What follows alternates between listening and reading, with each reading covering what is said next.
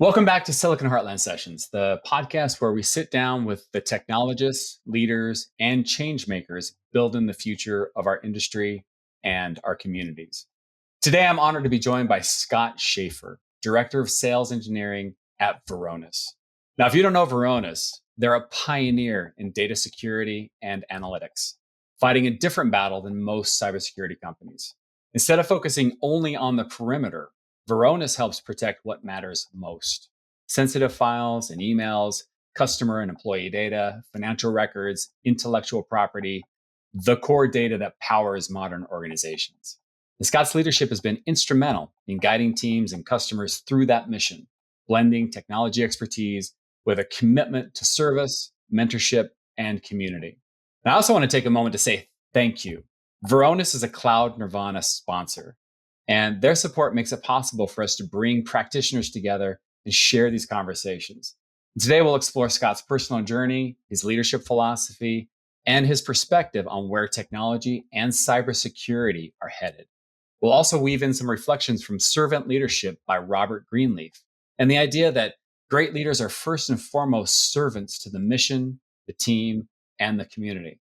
So, Scott, welcome to the show. Sean, thank you for having me. Really appreciate it. Yeah, my pleasure, man. Thanks for joining me today. I'm really looking forward to the conversation. Me as well. Awesome. So we were talking a little bit earlier, and I think we decided we'll delve into personal and professional development, kind of to begin with. But we've got some really meaty topics that I'm really excited to get into. So you lead in a space that's just always on. Data security, certainly. Yeah, data security never sleeps. So how do you approach work-life balance in your own life? Yeah, I think it's something that's been, at the very least for me, coming from, 25, 26 years now in my career. I always went all in on everything that I do, whether it's hobbies. I mean, I was even so much as a person that picked up a golf club for the first time at 24 years old, went and hit 1,000 golf balls and broke a rib.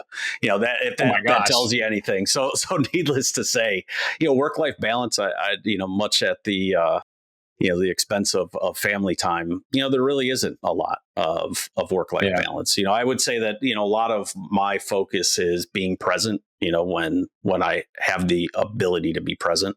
The things like cell phones and what have you, they certainly have a nice little detractor. But when it comes down to it, and I would look at it from the 10 years before I joined Varonis and the 4 years, and it'll be 4 years here in about a week that I've been with Varonis, but it's been with cyber. So thank you so much. But it's been with cybersecurity. And as a result, the position that exists is that you have to almost always be on. There were times that I would be going to dinners and bringing a laptop, and my wife would look at me and say, "You're not a doctor." I was like, "I know." But you're on call all the time. Really, when it comes down to it, it's a mission. And so when the choices that you make in career, at least the choices that I've made in my career, it's something that I believe in. And, having that level of belief, that work-life balance, when it's out of whack, you have to, pay attention to it. But it's also an area of where does that balance exist? Is it a fulcrum point in the middle, or is it, on 30% on either side? So really it's a function of, if you do what you care about, and you care about your career, and you care about, especially in a leadership position, your people, you believe in the mission of the organization, your customers, those are a lot of fuel that really help keep the scale in line. But, when you do have that balance, when life is there, we always make jokes about, here's Friday.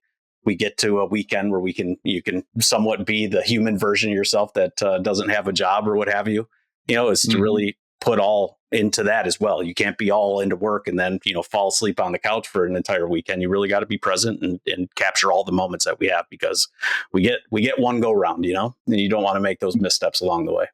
Yeah, very true and very, very well said. I think there's a lot of folks in the community, whether they're starting out their careers or folks that are maybe considering pivoting into cybersecurity.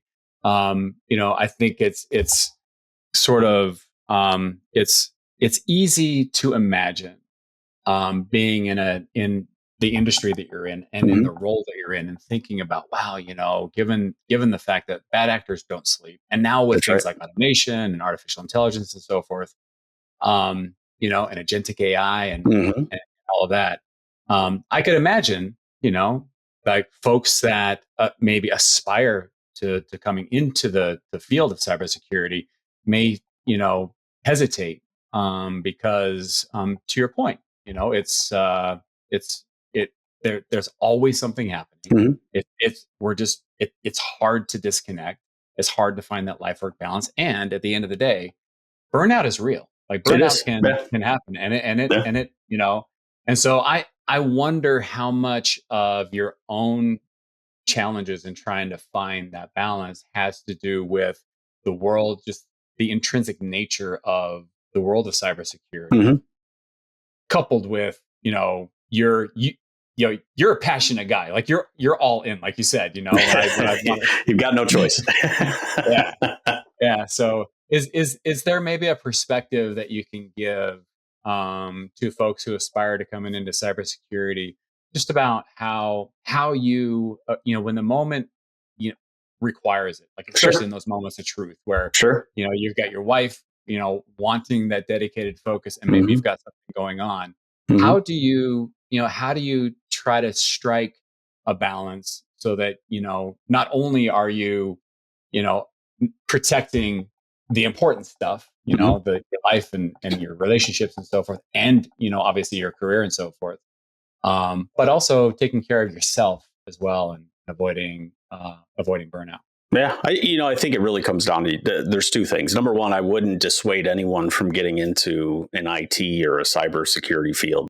I think one of the biggest things that you really got to understand too is that you're not a single point of failure. Yeah, there are a lot of single points of failures that exist out there, but when you see that take place, I really think it becomes a scenario that it's upon you then to move that out. A single point of Hmm. failure, when you think about the context of, hey, this is job security, that's not the best job security that you'd want. It's job stalling ultimately, because you're always going to be that thing. Some people Hmm. want to go that path, but at the end of the day, the message that I would like to get across is that you're as strong as the team around you. The Hmm. people around you, the people that are going to help, whether it's directly to, tackle some issue, whether it's to influence an idea, whether it's to be creative.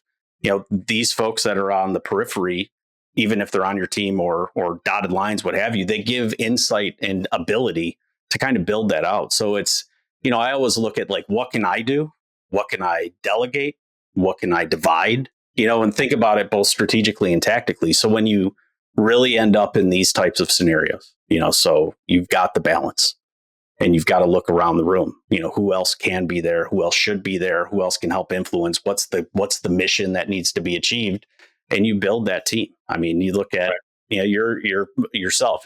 From being in the Navy, what have you. The Navy isn't a one person show, right? This is a Yeah. multi departmental, multi people, mission and strategy that needs to come together, and you've got to block and tackle everywhere. But it's really, it comes down to every organization and corporation, has a mission. They've got a strategy. They've got tactical elements that'll feed into that strategy. There's a bunch of people that are going to provide some of that insight and the collection of idea and be able to execute. And so it really is, it's don't die on the hill by yourself. Don't Yeah. always think about this is, I've got to do this. And if it's not me, it's somebody. At the end of the day, we've got to be aware of what's around us. We win together, we lose together. The Yeah. only the only winning that happens by yourself turns into a loss at the end of the day.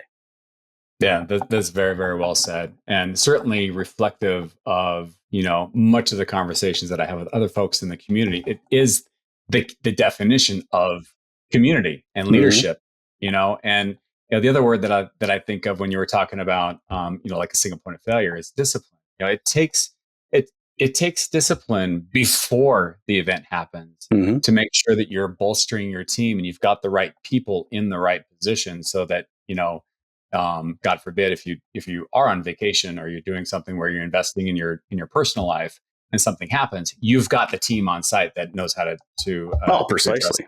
absence.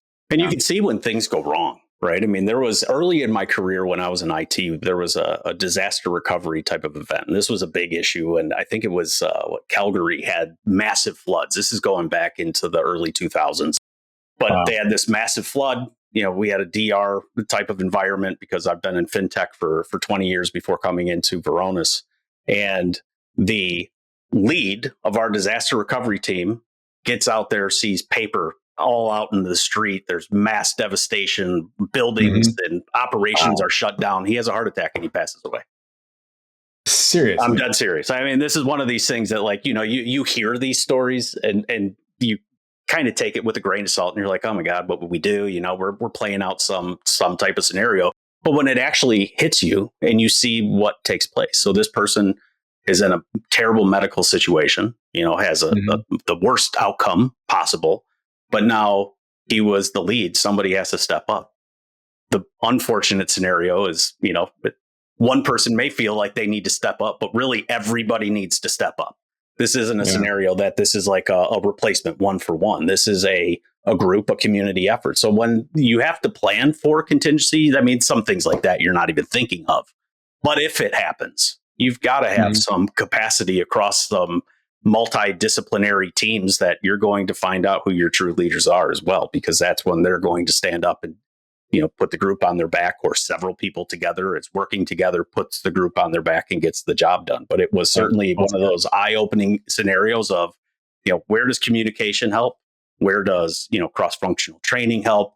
Where does just the general sense of who would be deputized in these type of coincidences, that just really points out that you need to have some level of succession planning in your head at all times, when you're really thinking about what is the function that you're performing. And when you know that it's bigger than you as a human, then Hmm. that kind of helps, I would think. Hopefully, in a lot of cases everybody thinks differently, but when it's bigger than you, that gives you an opportunity to really look at what's around and how do we start to leverage the best and the strengths of everybody that sits there. Yeah. I think the key concept is leadership, Mm-hmm. and planning. And we were talking earlier about your passion for servant leadership and Mm-hmm. so forth. I have a feeling that that's going to be a pretty prominent thread throughout this discussion. Sure, But sure. and not to sort of lead the witness, I sort of want to broaden our lens Yeah, yeah. and just ask you, outside of the experience that you just shared, are what are the most valuable lessons or practices that have really propelled your success so far? It's been I've been given a lot of opportunity and very fortunate for it. I started with a very small organization that was 25 people when I started, and it was an opportunity that I looked around. I was like, well, there seems to be gaps here. I went through school and college, and I left college earlier without my degree. Went back later and got it, but it was just one of those scenarios that I was in tech for a long enough, and then I had to fight that. Well, I've always been, for a lack of a better term, not an ageist, but very age aware, right? So if I'm in Mm, a room and in fintech and in finance, and I'm sure with your background as well, you can attest, is in mhm. that world and in that industry, the guy or the woman with the grayest hair in the room generally got the most respect. And the youngest people were, Yeah. you're coming in, you're cutting your teeth, you're still the greenhorn, right? So at the end of the day, it's, I got into this opportunity and saw, hey, we've got some gaps here that I think that we can fix. And we, being the organization, we're small enough at that time. And at that point in time, it was like, we're a small company. You see an opportunity to make something better, just go do it. And so it was, as opposed to, always asking for permission. I think it's, communicate what the ideas are and then figure out how to task it the right way. And part of that, you know, function of getting started really allowed for that first decade of my career to be influential, because I got my hands into a lot of stuff, into a lot of operations, into things that I wasn't familiar with, and working with people that had different disciplines, from software developers to sales teams to operations to customer support to HR to marketing to finance. I mean, there was just so many different areas to have an impact in that really broadened the horizon. And the person that I worked for at that time, and for largely a decade, his name's Dan Gill, and he's a prominent figure in the treasury world, in that fintech space. And he was also former Navy, but he really instilled in me what a great manager is, because it was an element of, and a great leader more than a manager. I always think, when I think about leadership, I think about Dan Gill all the time, because he walked the walk, he talked the talk, He wouldn't ask you to do anything that he wouldn't do himself.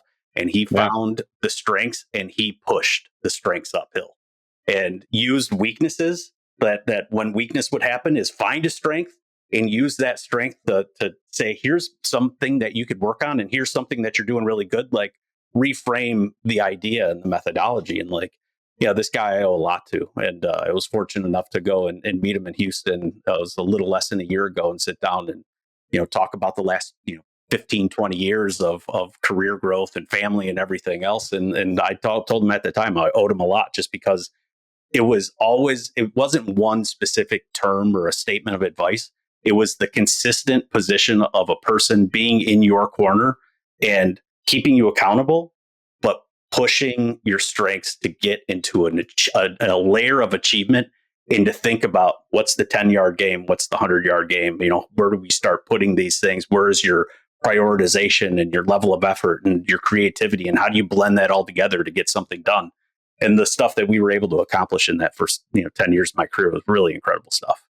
Yeah, I believe it. I believe it. I wonder how influential he was in terms of, giving you the sort of the freedom to be able to and the courage Mm-hmm. to be able to look at a wide variety of opportunities, and to be in a position to say yes to those opportunities. Right. 'Cause I think that, there's something to be said for, mentors Mm-hmm. that encourage that kind of what you was, I you could consider it a form of risk taking. Mm-hmm. It is, without And question. yeah, but then there's also the personal side of it as well. First of all, being willing to take on new responsibilities, being a yes person, being somebody who looks for opportunities, Mm-hmm. and being flexible in their thinking. I think a lot of folks, they think about their career, and they have this very sort of myopic view of the way in which they're going to proceed in their career. Mm-hmm. And sometimes I think people make the mistake of thinking that taking a lateral move, or maybe even taking a step back from a pay perspective, that could be the thing that really opens up your career to entirely new opportunities. I And it agree with sounds you. I agree with you 100%. The number of, and I try to mentor as much as I can and pay it forward, and yeah, I always yeah. look at it in, when new members of the team start the team, I tell my team all the time, you specifically are my first priority. Like everything Mhm. else, my out of office, my do not disturb, my busy, my in a meeting, all that, because now we're in the world of far from where we started when chat first started, but now in teams, right? Everybody's got a consideration of where you sit in your level of busyness. But I'm at the end of the day, I was telling them, like, you're my first priority. The other element on that too is just to be active listening on, what are the challenges, what are the things that they're getting done or not getting done, what are they met with, what are the things that excite them, what makes them tick, these types of things. But the other element on that is understanding their career path. And a lot of times, Mm. kind of the long way to get back here is, if you see a person that's got this idea of a linear career path, I need to make this move. I got out of college, I got my first job, now I'm going to do this, and eventually I'm going to get to the CEO. It's like, let's think about this for a second. Right. It's it's great if it works out, and in some industries it very well may. I Sure. can say from the context of IT and security, it's almost never that way. Hmm. And a sidestep, and even a step down, the way that the graph ends up looking at the end of the career, it should be, did you have a positive impact on people? Were you able to provide for your family? Did you find what you did meaningful? These are things that I would consider to be, looking back and saying, what is that level of achievement? And if anybody does look at that linear line is never going to be that, because whether it's Hmm. a corporate issue of acquisitions, whether you've got reduction in force, economic headwinds that are changing things, whatever the case may be, you're always going to have to adapt and react. And that can look in a lot of different ways. And there shouldn't be anything to be ashamed of. So it's just a level of, if you could take away the element of, we always need to make more money, we always need to excel to that next position, whatever the case may be, and you really focus and take that away, and you focus on, what can I do to achieve the goals of looking back and saying that I've had a positive impact, I've done something meaningful, I can put a bow on this part of my life and go into retirement without any regrets, then that doesn't have a linear path. And that's something that I would certainly suggest a lot of people, and especially the younger generation, to really focus Oh on, yeah. because, when you Yeah. get out of school, the number of even my own, sense was like, all right, I see how this is going to go. I'm going to be a CEO really quick. Well, over 20 some years now I realize, like, maybe a CEO isn't what I want to do. But there's plenty of other things that I do. But it's like, it's always, you've got to be respectful of the goalpost moving and Right. finding that new route to get there, and always understand that achieving to that top position doesn't always mean success. And Yeah. so it's Yeah. it's really, what is it all made of that gets you to where you are. Yeah. Very, very well said. When we started this little this little segment within the context of the conversation, I used the term servant leadership. We didn't, Hmm. and then after that, we didn't use the term again. But I think the way in which you're describing servant leadership, you are my first priority, Hmm. active listening, investing and understanding their career path. When you think about how you demonstrate that your employees, the people who work for you, or maybe even people that you're just mentoring, Hmm. people that you care about, or people that you have some sort of influence over for Sure. whatever reason.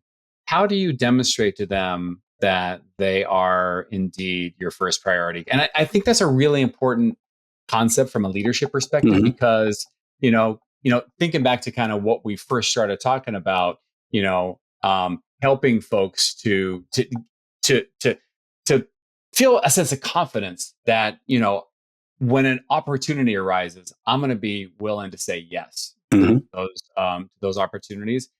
Having leaders and mentors that help to provide them with that safety, I think, is a really important part of that equation. Hmm. And so I'm curious, looking at it from your lens right now as an accomplished leader, um, uh, how do you demonstrate to the folks in your community, or that the folks that you're responsible for, that they're indeed your first priority?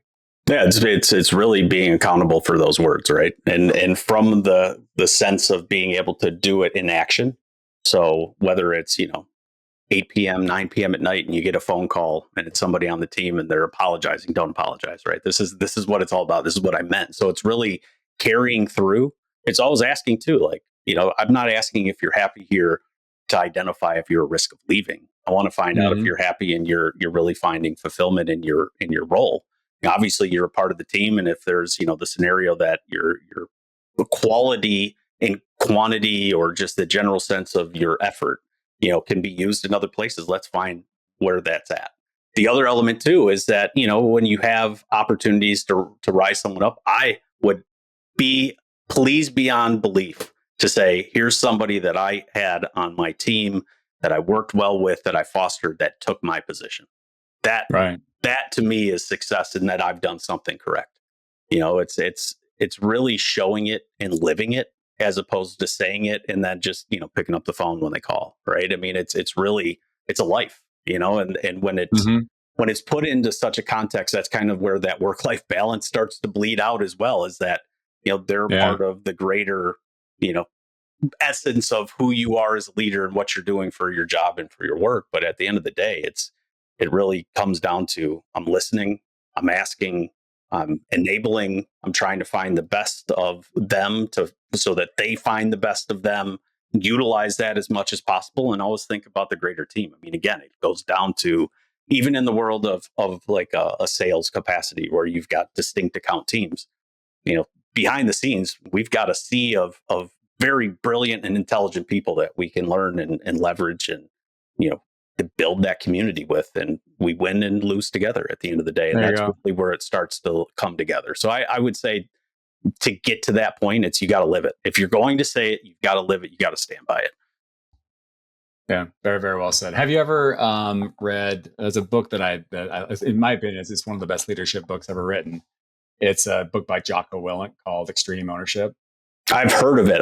It's on my laundry list of Oh, things yeah. so I should move this up. Huh? In my opinion, I, Yeah, I yeah, I yeah. think it's awesome. He was a Navy SEAL commander, and he fought in the Iraq War in Ramadi. And he took all of his lessons from the military and developed a framework for leadership that now he applies to business. Sure. And one of the principles of that book that, as we're talking and I was sort of reflecting on this, is this concept that there are no bad teams, only bad leaders. It's one of the things that he talks about in this book is that, you know, by and large, for the most part, the people that are on our teams, they mean well, they Mm-hmm. want to do well, Mm-hmm. but there's, sometimes it all, in my opinion, it all comes down to the leadership of the people that are over those teams, Mm-hmm. providing those teams with the right guardrails, with the Mm-hmm. right direction, but then giving them the safety to be able to use their creativity, their ingenuity, their unique perspective in the way in which they go about problem solving. I think far too often, especially people earlier in their career, they get way too caught up, and I think managers also get way too caught up in sort of like micromanaging and being, hey, like, I know this is what we're driving towards, but this is how I want you to go about doing it, as opposed to seeing it as an opportunity for them to discover along the way the so-called right path to You bet. achieving that outcome. And you know, so the importance of servant leadership, the Yeah. complexity Yeah. of servant leadership, I think can't be underemphasized, I Yeah, guess. no. I mean, and that's just it. It's like when you really start, those types of managers that you talk about, I call managers. It That's happens, funny. and it almost happens like, I don't know if it's a function of, is that taught, or is that just the assumption? Now I'm responsible, and this is the idea of I versus we. I'm responsible. Sure, my throat could be choked as the leader of this organization, but winning and losing together as the team, that you really need to take every individual personality and all of the skills, the education, and the experience that they have, marry that in with a level of communication and build that confidence up. And that looks so different in so many different ways. And it's always, in the action of it too. It's like if you sit there and think about, okay, if I prescribed here, follow this recipe. I mean, it sounds kind of boring, quite frankly. It is. It's And, very and boring. that's where it lacks creativity. It lacks that personal, ability to showcase what do me as a person, as a part of this team, bring that somebody else may not. And this is how you also learn, and you get more experience, and you get more education, and it builds your Hmm. ability to communicate better, which builds the ability to have more confidence. And that's what you want to see. If you continue to push down and XYZ, you're going to do these steps, like, you've got more people thinking about how much they hate their job versus doing their job. Yeah, very, very well said. I sort of have a bit of a philosophy around, because I agree with you. I think that there are a lot of great managers. There's a lot of great leaders, and I differentiate between leadership and management. Yeah, yeah, yeah, I mean, yeah. being a manager and having responsibility from a human resources perspective Mm-hmm. is different than being a leader. I mean, everybody should feel a sense of obligation to be a leader within the sphere Mm-hmm. that they have influence. I think that when it comes to leadership and management and that intersection, um, I think something that exacerbates these bad outcomes is that I think a lot of times we put people into leadership positions or management positions and they're not ready for it. Mm-hmm. And I think, and in my opinion, I'm speaking from my own experience. Sure, When I sure. served in the Navy, I went to, as I told you earlier, I served on board the USS Comtegras many years ago. When I went to my ship, I was thrust into a leadership, in fact, into a management position. I found myself in a situation where I was all of a sudden managing people that had seniority over me, that had been in Mm-hmm. longer than me. And I'm telling you, man, like I made every mistake in the book. I'll never forget Chief Petty Officer Denny Long. I'm gonna have to ping him and have him listen to this episode. I'm calling him out, man. Here you Like go. You're he famous now, he Denny. he was so influential and such a wonderful servant leader. I learned so much from him. And the one quote that I'll never forget that stuck with me all this time, it was not a positive thing. Like I was really messing up. Like I wasn't, I was not aspiring to being the best manager or leader that I Sure. could be. he sat me down. He goes, I'm going to tell you one thing. He goes, and it has a whole conversation. He ended up mentoring me and all this stuff. I mean, wonderful guy. But he sits down and tells me, Sean, um, I want you to understand something, that power corrupts and absolute power corrupts absolutely. And when I heard those words, it stung me. Mm-hmm. It just drove a wedge in my heart, because I was like, holy shit. Like, I had, when you say it so starkly like that, but it never, that really, so I say all that to say that I think we, as leaders in the community with years, to your point, decades of experience, I think the best thing that we can do is to lead by example. You bet. And demonstrating to the next generation what servant leadership and what good, authentic leadership really looks like. Oh yeah. And to your point, I mean, and this isn't without flaw, right? I mean, this is the growth comes from failing, learning, having some mistakes, whatever the case may be, and regardless of that. There's obviously huge mistakes that could be career defining, right? We try to avoid those as much as possible. You think about the folks, at least in my world in core banking, and somebody accidentally hits the shutdown command in a mainframe, and it wasn't the test mainframe, but the element of, I think about times when I was changing from an IT to a security perspective. And I went into and took on a lot of new responsibilities. I was head of governance, risk, and compliance for a payments organization. And, this is a new shift, for me. The element then that existed was we had so many projects. And I started to think like, I shouldn't give these. If I pile this on this person or this person, they're just going to be unhappy or they're going to quit or whatever. I had a crystal ball and I already knew the future wrong. And I put that all on myself. And so I did the work. I mean, we're talking like, waking up at 3:00 in the morning and going until, you can't stay awake any longer just to get 2 hours of sleep to get up and do it again. And, you kill yourself in the process. And then you talk to your team after it's done and they're like, why? Like, we could have helped you. We could have, and it would have been better if they did.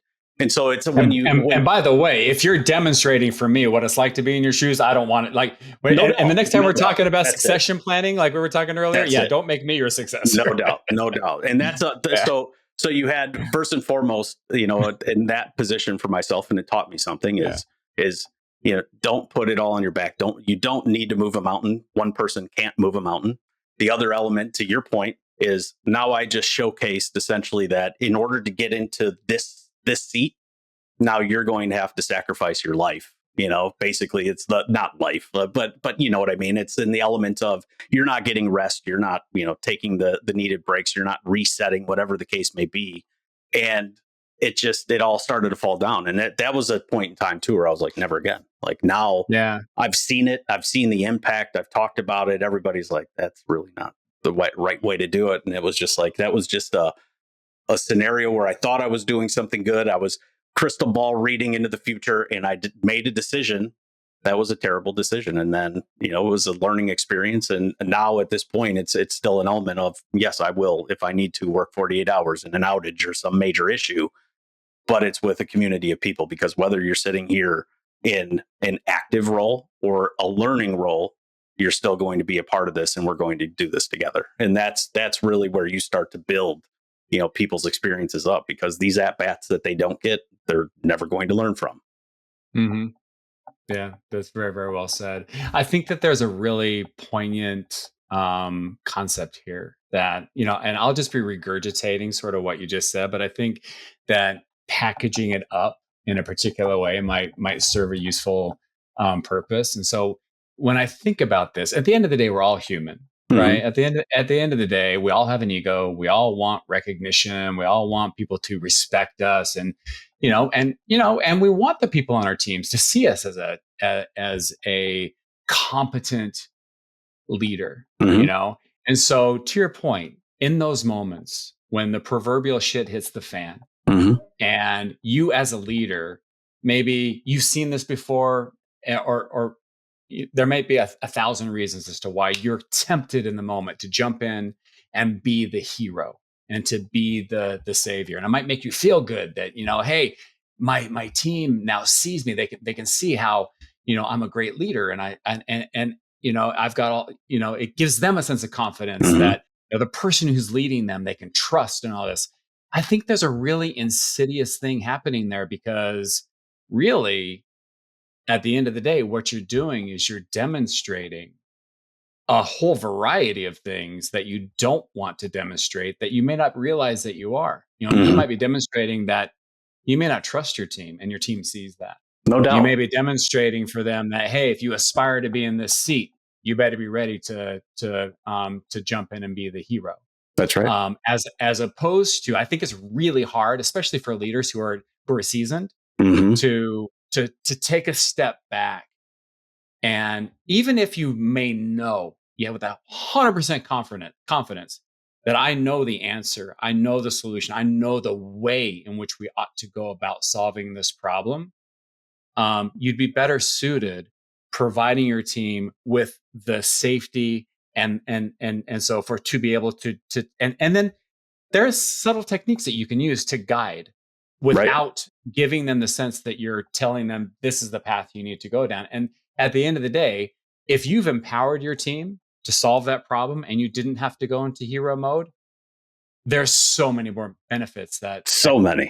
come from that. So many. Yeah. Yeah, no, I think about that. It's hard though, right? I mean, It is, let's man. not think about the 100%. the element that when those things are presented in front of you and you have the answer and you know Yeah. that you can solve this problem right now, depending on, Yeah. of course, sometimes you have to. Let's just be fair. Hmm. Sometimes you have to. But True. that shouldn't Very, very be true. all the time or the majority of the time, because that is really where it comes down to. Is it a training moment, a teachable, an enablement moment, whatever the case may be? It's, if we continue to go and just put the world on your back and continue to push forward, you end up with, like you said, the Hmm. damage that can be done, and you're making somebody not feel useless or needed in their role or whatever the case may be. You're putting so Yeah. many different blockers to undo that. That one action could build a moat between you and what you want to accomplish, right? I Yeah. mean, and And that's, and it could be essentially yeah, undoable. that's right. Yeah. That's exactly right. No, it is a tough. I mean, for as we sit here and talk about, some of these things in the hypothetical scenario, but it's hard. It's Yeah. especially for net new employees to the team, and they're cutting their teeth on things like, don't forget about where you started. That's All always the right. case. No one's coming out Well of this said. thing perfectly. Hmm. Yeah, very, very well said. When we talk about leadership, we tend to think about it within the terms of our job and the people that report to us and things like that. But there's also something to be said for your broader Hmm. impact and like mentoring folks Hmm. and your impact in the community and so forth. Hmm. Can you? I get the sense that mentorship is important to you. Can you share a story about, a mentorship experience, like either like, when you were mentored or Hmm. when you mentored someone else that left a lasting impact? Yeah, sure, sure. And it's always been, in my experience, always looking for people that have been there and done that. That's who I want to learn from. And those are Yeah. those are the people that I always would seek out. And when I started at every organization, I was lucky to be aligned to, Dan, who I talked about a little bit earlier. But I've had good leaders across the landscape, mostly through my career, I would say. Um, but not direct in the direct management role. Like, you find Hmm. someone that is respected, looked up to, walks the walk, and leads by example, and does that type of stuff. And Hmm. so it was a scenario that there was a head of software development. And we would always, because I was head of governance, risk, and compliance, right? We had a 14 SOC reports. We had a 4-week regulatory audit. We had 4 PCI rocks. We had ISO 27001. We were always asking somebody for something. Right. And if you don't have partnerships, that is just a gruesome task to get through. But I one believe day, it. we were running through some things, and I'd reached out to this director of development, and we were very friendly. And I watched, from afar for a little bit, and then we became friendly. And he was like, Scott, one of the things that I could say that even from a mentorship perspective, and something that still sits with me today, he was always quick to respond to me. And I asked him one day when we were at dinner, I was just like, why, like, what made it happen? And he was like, Scott, you reap what you sow. Yeah. Just like, and at the end of the day, I started to think about, like, what does that mean, not just for, the direct lines, but really, what does it mean for this entire community, for my neighborhood, for my friends Hmm. group, for all these things? And it really resonated with me in regard to, it's not always going to be rewarded all the time, but if I can do my best to reap, what I sow, and if I can sow my best and always be considerate of what those, decisions that are being made, what are the things that I do in my life, what are the consequences long term, not just short term, and starting to put that all into that perspective, that's really started to, and this goes back at that point in time now, or 15 years away from when somebody said that to me. And it was just a really profound moment that I think about often. And it's something that I Yeah. try to instill to other people as well, because too often you could be hot headed and just, I need this now. And you're only thinking about yourself, or, you've got crazy deadlines that you got to meet, or there's a massive issue or incident that's taking place and everything needs to stop. I don't want to be revered because of a title. I want to be Hmm. revered and respected because I've shown that I will also do the same for you. Yeah. Yeah. I hear you. It reminds me of, I have daughters, and as a as a result, we went through a Hamilton phase where we were listening to Hamilton every day of every week. We went and saw Hamilton. We saw it on Broadway, saw him up in Cleveland, saw it in Columbus here, and everything. We saw it over and over again, like to the Sure. point where we all knew most of the words to all the songs. I was We've expecting you to we start singing. well, so it reminds me of there's a really wonderful quote in when Hamilton, when he's in the middle of getting shot by Aaron Burr, and he says legacy. What is a legacy? It's planting seeds in a garden you never get to see. Mm-hmm. You know, Mm-hmm. and I love that. I love Mm-hmm. that sentiment, because I think we're so, and especially nowadays with social media and our attention spans, just humans are so short. And it's like we're constantly just wanting, that dopamine rush or that serotonin rush. And Yeah, we, and yeah, we, yeah. and we look for all these opportunities for that. It's almost like a drug. And it takes mindfulness and discipline to realize Mm-hmm. that there's important work that you need to be doing that speak to your legacy, where there's not going to be a dopamine rush or a serotonin rush That's or right. anything like that. Mm-hmm. And but those are the things that'll have most impact. You Yeah, know, for sure. Yeah, I've always, it's interesting, like the element of a legacy. yeah, I've talked to a lot of people. I'm in touch emotionally with people, from an intelligence perspective. It's just an area of yeah, having real conversations. And so, it's like yeah. I had a neighbor of mine when I was still living in Chicago, and he always talked to me about, my legacy. I want my legacy to be, I want my kids and my kids' kids to remember me. And I want their kids, even though I've been long gone from this earth, to still be telling stories about me. And it was like, Yeah. all right, there's some element of that. And like, I could see that being important from a family structure, a family Hmm. component aspect of it. When I think about it from work, and I've talked to some folks, and, I live down here in Naples, Florida now. And majority of the people that I communicate with now are retired, are long retired, I would say, just based on the location. But For it's sure. very interesting to see on that side of it. And most people that I've talked to now that are retired, and we're talking C-level executives, we're talking, revered leaders, business owners, is they don't talk about work. And they don't talk Mm. about what they used to do. And so when I think about, there's the legacy of being remembered in a family context, and then here's a bunch of retired folks that they don't talk about what they do, but the things that they do talk about are the great relationships that they made, the Yeah. impact that they had on other people. I would Hmm. be happy to not be remembered as, hey, Scott Shafer, in some way, shape, or form. But if I knew in some way that there was some impact that I made by changing someone's career trajectory, success, level of happiness, whatever the case may be, that to me would, regardless if my name's brought into it or not, that gives me value. Hmm. Yes, it kind of reminds me of that saying that people will forget what you did, but they'll Mm-hmm. never forget how you made them feel. No doubt. Yeah. No doubt. I mean, Yeah. it really was eye opening when moving down here and talking to so many, where it's like you have to pull out what did you do, or like, somebody, I don't want to Hmm. talk about that anymore. I served that time in my life, and so like, hey, we Yeah. got, like you said, we're in the age of the internet right now. I'm going to find out what you did, and then you find out like, whoa, this person was like a highly successful C-level at some big organization, and it's like Yeah. they don't want to talk about that part of it. They want to talk about Hmm. the people, the friendships, the achievements potentially, but it's not the we exceeded this and this metric. It's we Hmm. worked as a team, and this guy, man, I'd bring him with me anywhere. Right? It's like Yeah. I hear that's you, the man. kind of stuff that really resonates. Yeah. Yeah. So I have to imagine, when you think about how you measure your impact as a leader in your organization and in your community, it has to be informed by this perspective that you take. Yeah, I would say, obviously there's, so as in any corporate structure, we've got metrics that we need to hit, and we're very aware and watching and things like that. But Hmm. where from an influence level and a persuasive level, what I start to see is where does that really hit? How does leadership happen? It's retention. You know, are people enjoying what they're doing?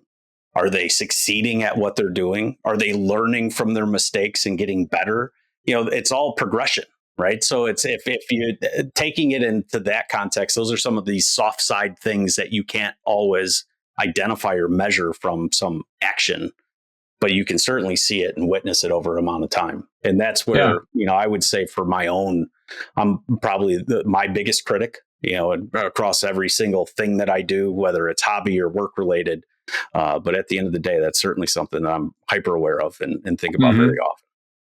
Well, and I think when it comes to measuring your impact and so forth, I think that there's an implicit and explicit connection that goes right back to the decisions that you make, you Mm-hmm. know, whether they're technology decisions or they are organizational decisions or whatever. I mean, Mm-hmm. those decisions are what are the things that will directly impact or influence those metrics. Mm-hmm. And when you get to be a seasoned leader, seasoned technologist, and you're responsible for large organization and your influence is much broader, those decisions can become more and more impactful, Mm-hmm. and the stakes for them can grow as well. Without So question.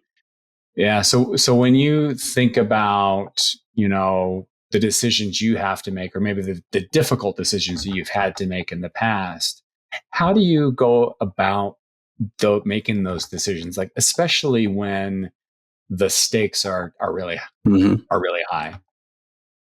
I mean, there's so many different ways to tackle this, and especially based on role. Like my role now versus my role before, and the role Yeah, prior to that, and what have you. But I yeah. always, I if given the luxury of not like you need to make a decision right now, which you don't always have that luxury, but I always think about how does this affect short term strategy? How does this affect long term strategy? I think about the people. I think Hmm. about the context of what this decision is going to have on other departments, perhaps, or what the bottom line or top line is going to be, and that's, I don't try to labor over it, but quick checklist, like, all right, are we doing the right thing? Yes or no? Is it ethical? And you get into this motion where you're just like, okay, how is this going to impact the team? How is this going to impact me? How is this going to get to a position of impact in the organization? And you could really, you know, be aware of the long and short term strategies, but also what is that tactical effort that's going to take to get to that position. And that takes, some time when I'm faced in a very stressful type of decision making process where you need to answer right now. I try to do Hmm. that very quick, but I'm doing it in a way that I try to eliminate, say, like, all right, if the stress wasn't here and this wasn't here right now, and just mental fortitude to say, how would this be different? Would this be different? Yes or no? And that it generally is a good barometer. If you trust your ethical foundation and you Yeah. understand and you're aware of what the bigger position is, it's just, again, I always say it's greater than me. I'm not making this decision to benefit Scott. Hmm. This is where you generally have a pretty good barometer of getting the right stuff done. And when you Yeah, don't, you got to learn from it. yeah. And to your point, I mean, yeah, that's exactly what I'm going to say. There's no, nothing saying that you're going to avoid failure, No right? I doubt. mean, No you doubt. can have the most robust decision making Mm-hmm. framework around, and you're still going to make bad calls. That's right. And to your point, I mean, it's a part of being human, but it's also Right. reflective of how complicated and how complex certain decisions are. And Right. you can't predict the future. Right. But when those things happen and those decisions result in a failure, how do you go about handling that failure? Both like personally for yourself, but also in guiding your team through it. Yeah. Well, I think it's and I'll give a prime example. This was not within, my most recent 5 years, but somewhere in the last 10, I'll Mm-hmm. say, faced with, we had an open spot. Someone had left. We needed to backfill a position. And this isn't, from a strategy, but it has impact on people, right? So it was a matter of, we needed to get someone. And we were starting to interview a bunch of people. And then it got to the point where the time horizon was, getting too long. And so it's like, we just need to make a decision. We need to get somebody in here. You make the wrong hire. And you find And out that can be huge, man. I agree that with could you. be Yeah. huge. And I would say that, and for most people, if for our listeners out there that are considering leadership, this is going to be in front of you. It's in front of every single person that's in a hiring capacity. Mm-hmm. Are you hiring based on the right person for the job, or are you hiring based on, you need somebody to do something right then and there? There's so many different ways to start to think about how you can achieve these goals, and shifting things Right. around and identifying what's priority, what can't be. This is go through that decision tree. But you hire the wrong person, it impacts Mm-hmm. the culture of the greater team. You're impacting that person because it's not their fault that you hired them. They were just going in and applying for a job that you had, available. And now Mm-hmm. you're in this position that you need it filled, but do you really? And so one of the lessons that I learned, because I went to one of my mentors at the time, and I was like, all right, I just made a terrible decision. So I need to do something about this. But I also don't want this to impact the greater team, to think that everybody's job's at risk, and how the hysteria can start to grow. But Mm-hmm. one of the elements that came in was, there's always an alternative. There's always an option. You need to talk to the people around you and your leadership positions, and maybe your team, and determine what some creative ideas could be. And the other piece on this is, hire slow, fire fast. Because at the end of the day, you make good decisions up front, and you vet, and you get the right person. That function of recovery is much shorter than you hire the wrong person and now you've got to deal with, the consequences of all of those things. And so that's where I just think it's like, well, for some of the decisions that are more common, that's probably something that I could translate to a lot of people that are in leadership positions, that are in hiring positions and building teams, and finding the right mix of, don't let time be your driver all the time. Right. Yeah. No kidding. Well, you're a very seasoned professional, So and I'll speak for myself. I've been around the block many times as well, and I've got my share of bad decisions that I've made over the course of my tenure. Is there like a leadership lesson that you learned later in your career that you wish you had learned earlier? I would say it's time has evolved, and I think time has evolved in what we have at our capacity, and Mm-hmm. like technology and what's available, but also generations have shifted. Mm. And there's I would say that I am learning every day, every year, based on some of these things that are taking place outside of the walls of the company. Right. And Mm-hmm. it's Right. whether Right. it's, how do you, for us and people that, were around in the 80s and the 90s and what have you, and working, like, you generally have some sense of, like, there was a position on, like, you got to get the job done and you can't fail. Right. There was that mentality that was there. And now you've got more positions on, like, equity in time versus equity in payroll. And there's all these different changes that take place. And so what it really comes down to is understanding the greater position the greater whole of the world, is something that helps you continue to lead in the right way, because how you led 10 years ago is not how you're leading today.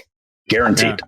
And it's certainly not in company to company, different cultures, different, work streams and disciplines, what have you. It's just, you've got to be adaptable, and you've got to be in a position to lead through persuasion, lead through passion, and not lead by badge heavy title. I'm the boss. This is how you're going to do it. It's just that's not going to get your best version out of your people. Yeah.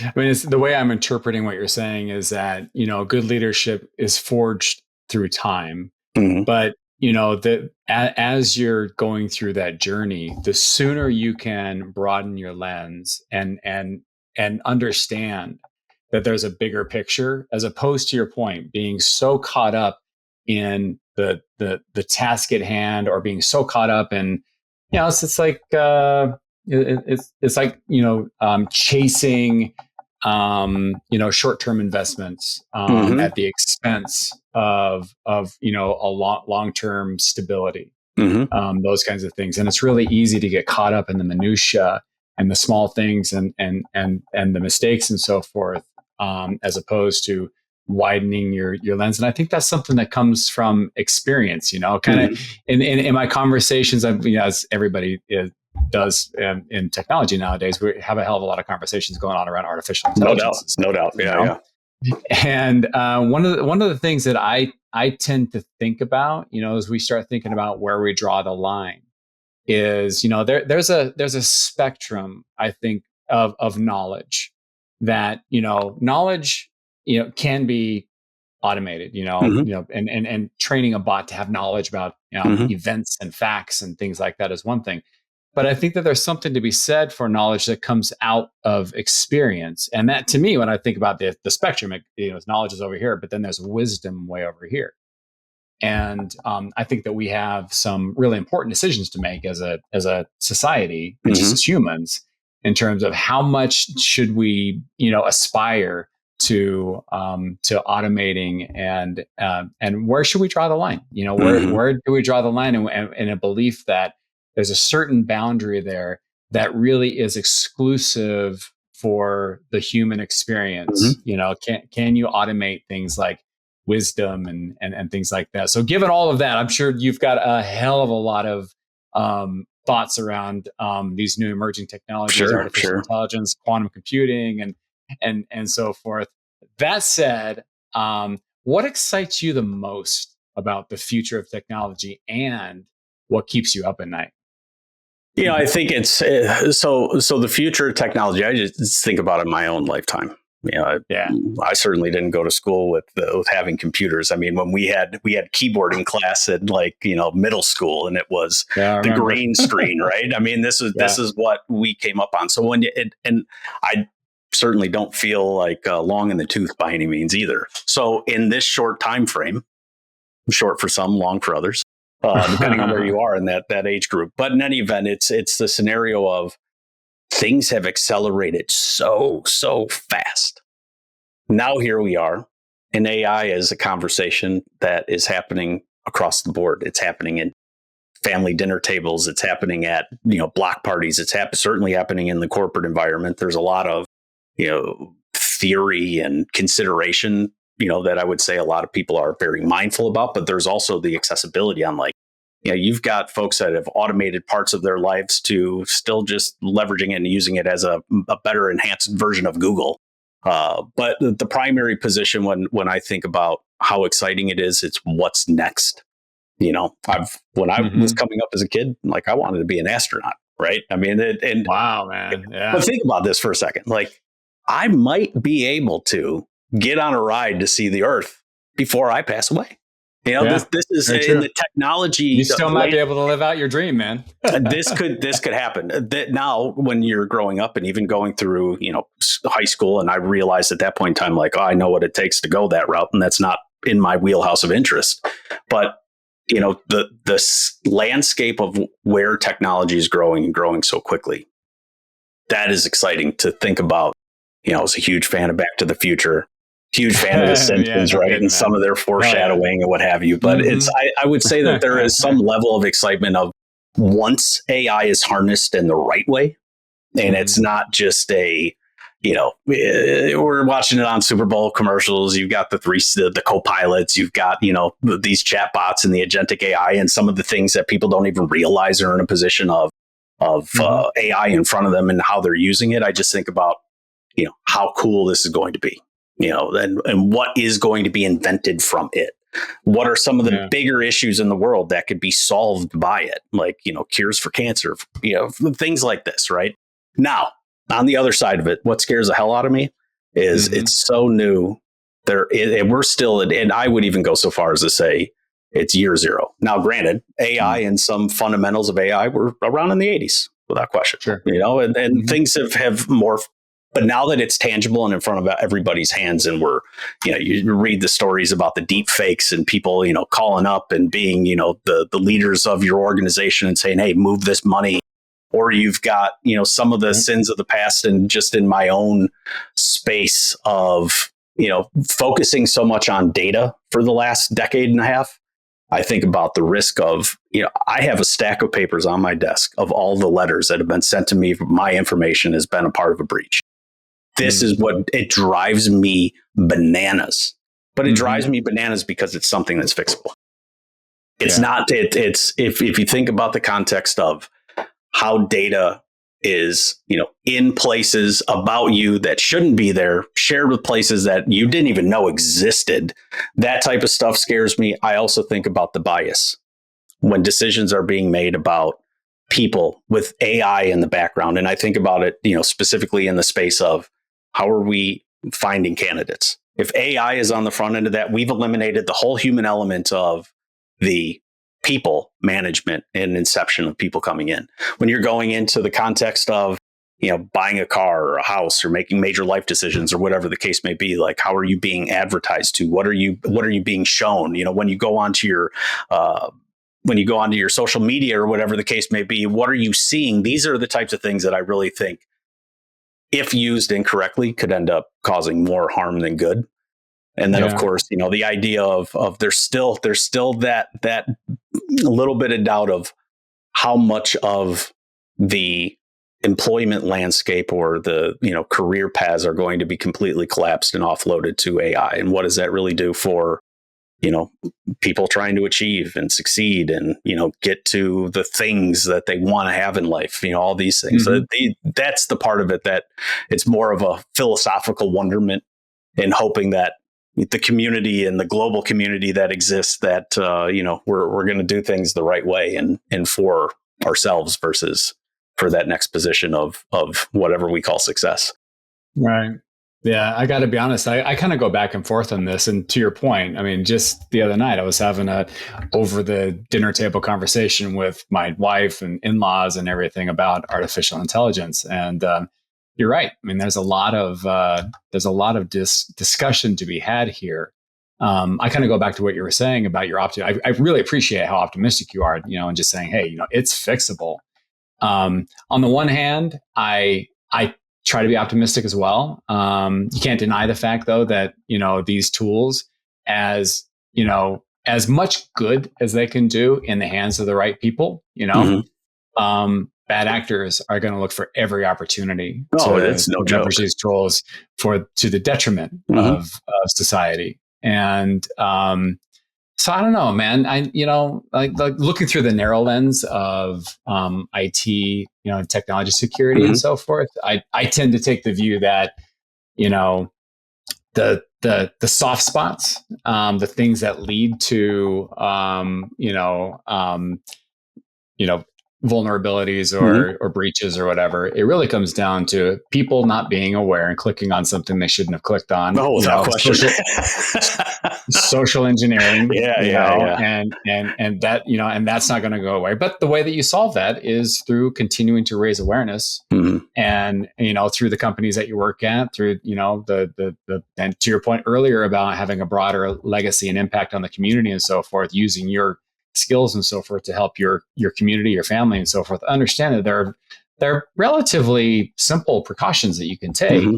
to avoid a whole world of hell, Hmm. So there's the people side, but then there's the technology side as well. And generally speaking, breaches happen when software, like when you're not doing the blocking and tackling, when you're not doing That's the right. things like, patching your systems and upgrading and being aware when a 0-day vulnerability hits, or just being aware of what's in your ecosystem. What Yeah. software do you have running in your data center or in your hyperscaler?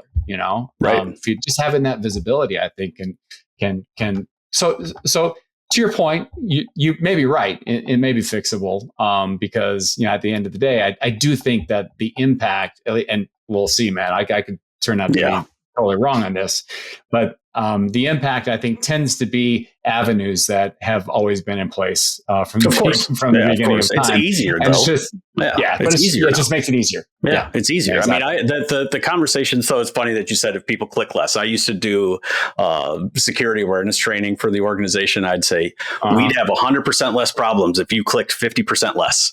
That Yeah, was, there you go, man. Oh yeah. there's a little tagline, but really when it's when I say that they're fixable, if I think about major issues or breaches that have taken place in the history of where we are, Mm-hmm. it's not always a 0-day vulnerability.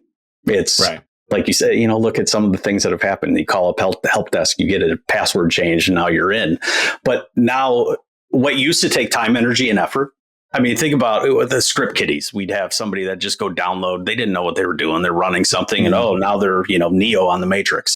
But the reality of what this really looks like is, there's big organizations that are set up that are just targeting organizations to try to Yep. get their data, to try to breach them, to try to do all these other things. And Yep. that the position of the arsenal that they have now, my conversation that I have with a lot of CISOs in the space, it's we always register risk as like, all right, here's this bad thing that could happen. Here's the impact if that bad thing happens. And here's the likelihood that we're going to guess on, what is the reality. When we think Mm-hmm. about a lot of the AI capabilities that exist here, is the risk is still present. There's more risks Mm-hmm. that are here. Their impact is still going to be largely the same, but that likelihood is dang near 100% now. So if we Mm-hmm. don't block and tackle the right areas, if we don't have good foundational scenarios, of course, 0 days are going to happen. Yeah. These are things that are hard to avoid. But the stuff Yeah. that you can control and avoid, you've got to control it and avoid it. And Yeah. that's how you really start to make a difference in what does your security program look like? How are we really defending against risk? How are we, at the end of the day, what we're trying to do is maintain or better the top line and keep that bottom line as low as possible. So Mm-hmm. it's really a function of, you got to be an enabler of the business, and you've got to also be aware of what the adversaries are out there, what the economic conditions are, what the tool sets are. And you've really got to take a step back and say, what can I control today and what can I? And if you look at a lot of the breaches that have taken place, like there's just sometimes a lot of mistakes.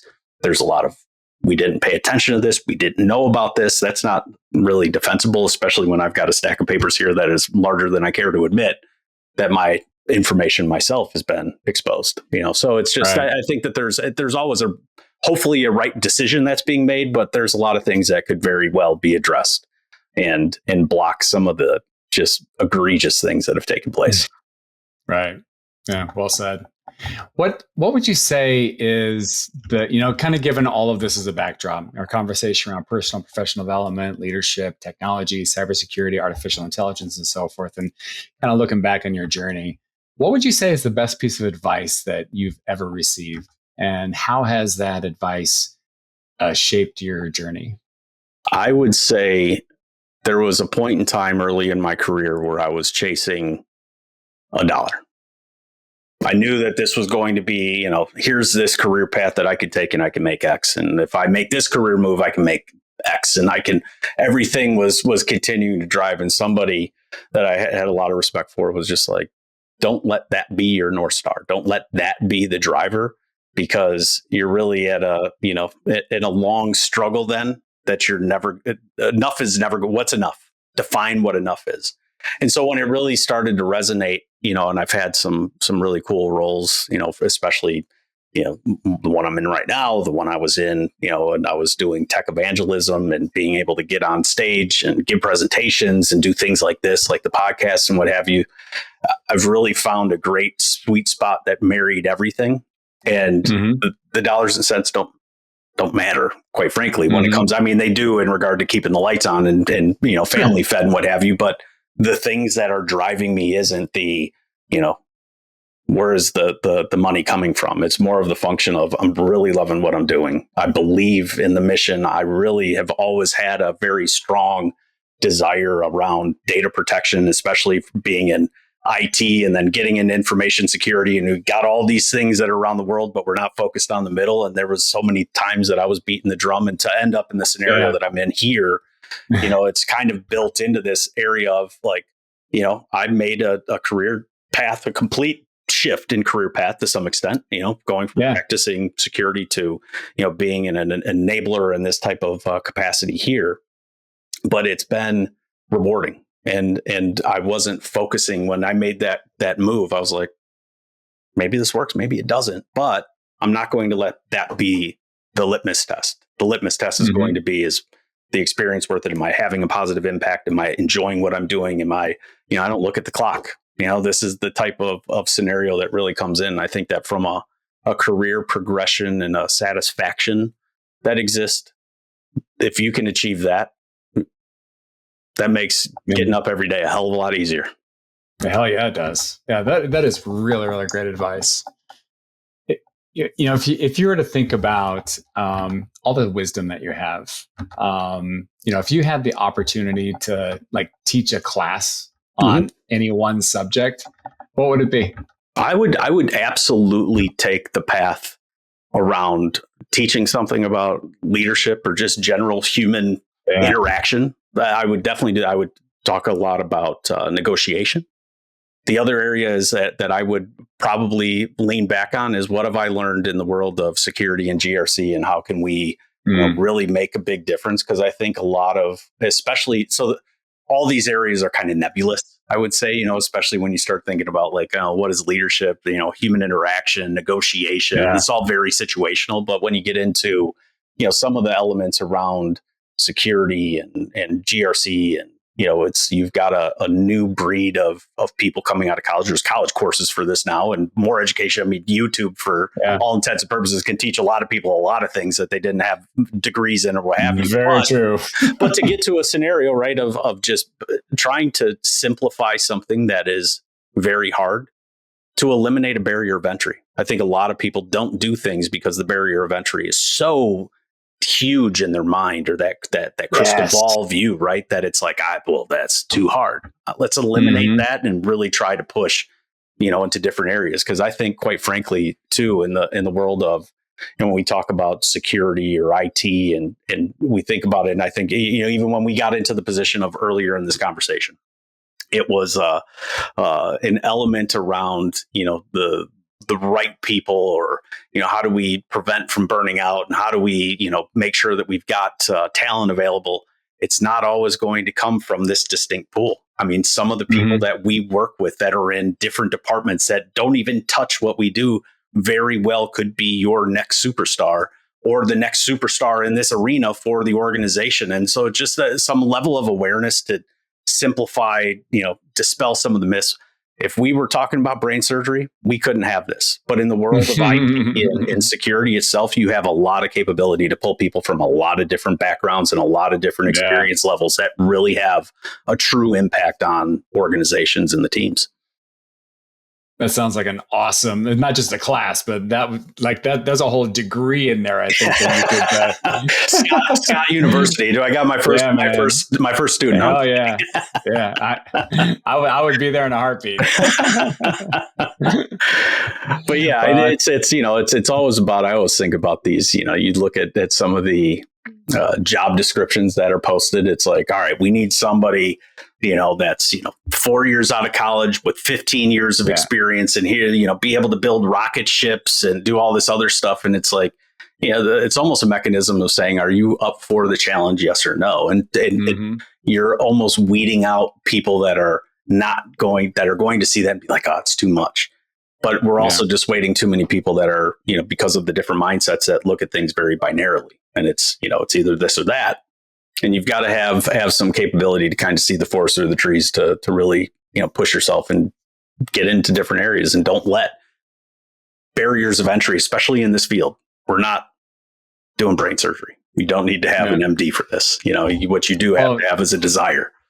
Yeah. And like you said, I mean, you're a lot of times these barriers are barriers that you've created in your own mind, either because you don't have the confidence, or you feel like, you don't have the knowledge. And you don't, I think people underestimate their ability and don't say yes, kind of going back to what we were talking about at the very beginning of the podcast. They don't say yes to opportunities just because of fear or just a lack of confidence that they could succeed. That's right. So, yeah, that's exactly right. Yeah, man. Well, I want to be respectful of your time. I could go on talking all day. This has been a great conversation. Yeah, likewise. This is great. Yeah, man. This is great. Yeah. So, yeah. Thanks so much for sharing your journey with us. From the lessons that you've learned to the impact that you're creating. It's very clear that servant leadership and passion and engagement these are all more than a philosophy for you. This is how you show up every day. Yeah. So hopefully the impact is there. I said certainly have the scenario of this is still a body of work and progress in motion, but it's certainly something that I, like you said, it's the driving force of wanting to do the right thing and wanting to be, a positive influence at the end of the day. Yeah. I love it. Well, and before we wrap, I do have one final question.